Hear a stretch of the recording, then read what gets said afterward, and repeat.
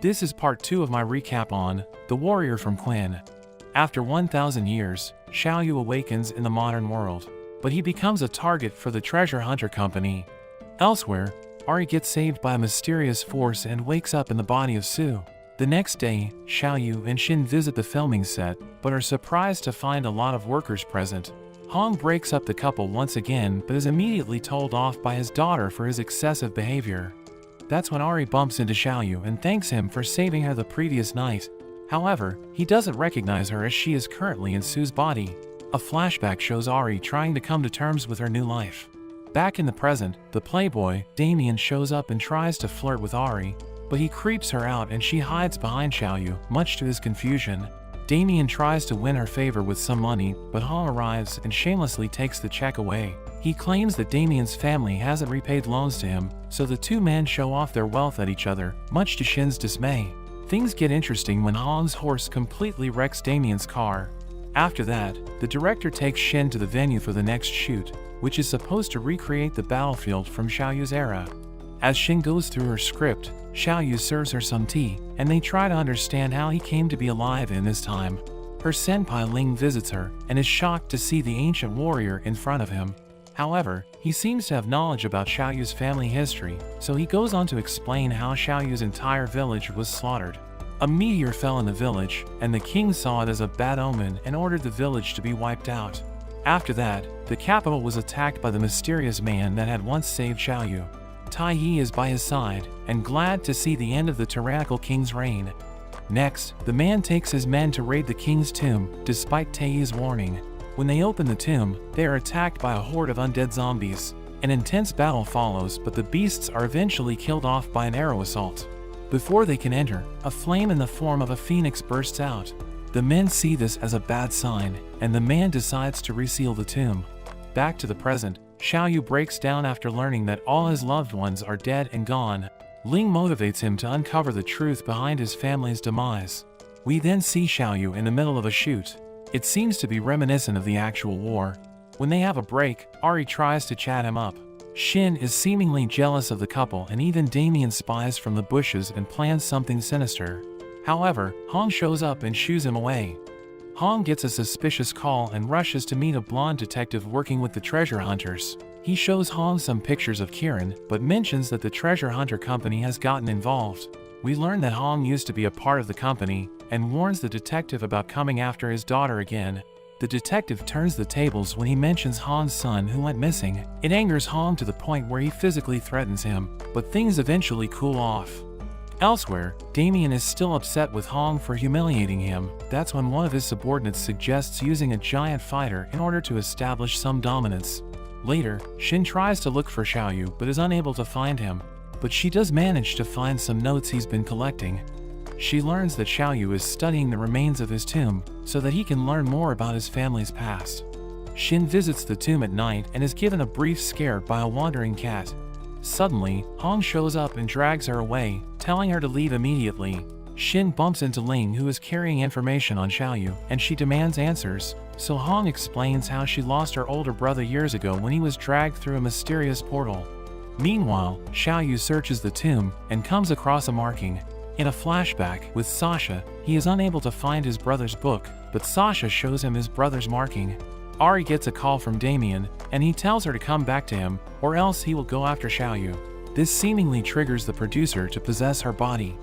Back with Shin, she is shocked to learn that Xiaoyu is the key to finding her missing brother. She gets mad at her father for keeping such a big secret. Hong says he kept it from her for her own protection, but she doesn't believe him. They are interrupted as an assassin from the company appears. Hong quickly sends Shin away with Ling and engages in a fierce battle with the assassin. Hong lands a few impressive blows at first, but his dominance doesn't last for long as he is tackled to the ground. Hong uses his scarf and regains his advantage, blowing the man away. As they continue to fight, Shin thinks of her memory with Xiaoyu, where he swears to protect her with his life. She decides that she must find him if she is to learn the truth. Meanwhile, Xiaoyu continues to analyze the tomb and finds a bunch of symbols surrounding the spot where the suit of armor used to stand. Suddenly, he meets the detective who introduces himself as Li. He chats with Xiaoyu, pretending to be a tourist looking for treasure, and Xiaoyu even offers to join forces with him.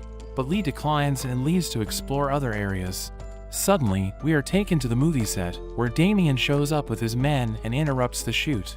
They get violent and start destroying the equipment.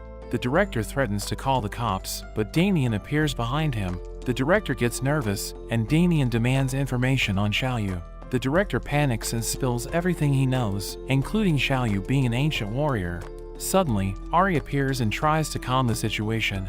Damien tries to act cool with her by making fun of Xiaoyu, but Ari eventually loses her temper and slaps Damien without realizing it, so he calls for his men to restrain her.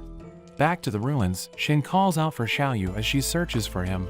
She panics as she sees the sorcerer Kirin on her live feed. Meanwhile, Xiaoyu uses his powers and lights up the symbols surrounding the platform. Xiaoyu is surrounded by zodiac symbols, and a light strikes the center platform. The stone lifts itself up and turns into a pillar. Meanwhile, Ling grabs Shin, telling her it's dangerous, but she is mad at him for working with her father. Ling explains that the treasure hunters are after Xiaoyu, and her father invested in her filming so he could have his men protect her. Suddenly, Ling is blown away as Kirin appears.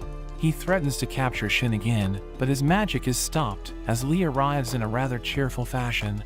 Kirin is visibly annoyed, and Li tells him he was paid off by Hong. There is an earthquake, and Shin takes her opportunity to run away. Li comments that Xiaoyu must have found the treasure. Kirin unleashes his army of rats at him, but Li folds a paper cat, which easily handles the rats. As Xiaoyu examines the pillar, he finds an opening that matches the amulet his brother had once given him. He puts it in, and the pillar lights up. Meanwhile outside, Hong is dominating the assassin, but the man suddenly transforms into a giant werewolf. As they clash, a light bursts out, and Hong suddenly sees images of his son. Everyone sees soldiers that run by, and Xiaoyu sees the mysterious man, along with his brother. Xiaoyu turns into light, and everyone seems to be transported away. There is a huge beam of light, and as Ari and Damien look toward it, they are also transported away, with only Ling who appears to have been left behind. In another world, we see the Lord, Lu Jin, welcoming some noble guests to his humble abode. As he greets them with open arms, the portal suddenly opens up outside his tent, and Xiaoyu makes his entrance. Back in the real world, the director is considered to be the culprit behind the disappearance of Damien and Ari, so Damien's men go after him. When Shin awakens in the other world, she finds herself being cheered on by soldiers as she is recognized as a general, but she is confused and has no idea what is going on. Back to Xiaoyu, he is considered to be an intruder at first, but then one of the guests seems to be interested in his talents, so he convinces Lu Jin to take him as a servant. We see a meeting between General Zong and his advisor. They don't trust Lu Jin, thinking he wants to become king himself, so they plan an ambush to get rid of him. The following day, Lu Jin goes to meet with Zong, and Xiaoyu notices him to be the mysterious man. Lu Jin offers them gifts and swears his loyalty to Zong. Xiaoyu heads out of the tent for a moment, and Shin calls out to him. They are glad to find each other, but are both still confused. Xiaoyu tells her about Lu Jin and Zong. Having read the play about this, Shin realizes they are about to witness the event where Lu Jin is killed. Shin is called to the tent, and she is shocked to find that the sword dancer is actually her father. He is overjoyed to be reunited with her, but Shin ends up smacking him down for being weird. Things keep getting weird as we also see Li in this timeline. He causes a scene with Shin, and Zong signals his troops to attack. Suddenly, the lights start to flash and they are transported once again. Xiaoyu is transported back in time. However, this time he is the noble being welcomed by Lu Jin. Lu Jin proposes a marriage between their houses, but when his daughter comes out, it turns out to be Ari. Although Xiaoyu still recognizes her as Su, they are happy to find each other, much to Lu Jin's confusion. Meanwhile, Kirin and the werewolf find themselves in Zong's army, preparing their ambush on Lu Jin. Kirin gets punished for talking and tries to use his magic powers, but it doesn't work and he continues to get beaten. Hong gets defeated by Zong, and this time Shin is his advisor. Shin tries to suggest resolving things peacefully, but Zong insists on killing Lu Jin. The next day, everything starts to repeat itself. Shin tries to communicate with Xiaoyu from across the room, but he doesn't quite get it. Lu Jin arrives, and we learn that Lu Jin and Zong had worked together to take down the Qin Empire. Shin tries to communicate with Xiaoyu about the plot to kill Lu Jin, but Xiaoyu remains clueless. The soldiers are waiting outside for the ambush signal, but Kieran spots Xiaoyu and rushes in. However, Hong also shows up and loses his mind upon seeing Kieran, so he brutally attacks him to get revenge for what he had done to Shen. The other soldiers rush in, and Xiaoyu saves Lu Jin, but this sudden turn of events angers Zong, so he unleashes a powerful slash that kills Lu Jin and triggers the reincarnation once more. We are now brought to the present world where Ling is trying to figure out what happened to everyone.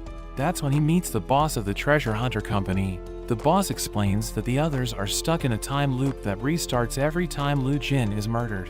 We see a number of different attempts, as they all switch roles every time they reset. After countless attempts, they find one time where Lu Jin is played by Hong. But that's where this video ends. I hope you enjoyed the video. Remember to subscribe and hit the bell so you don't miss the next video. Thanks for watching, and I'll see you next time.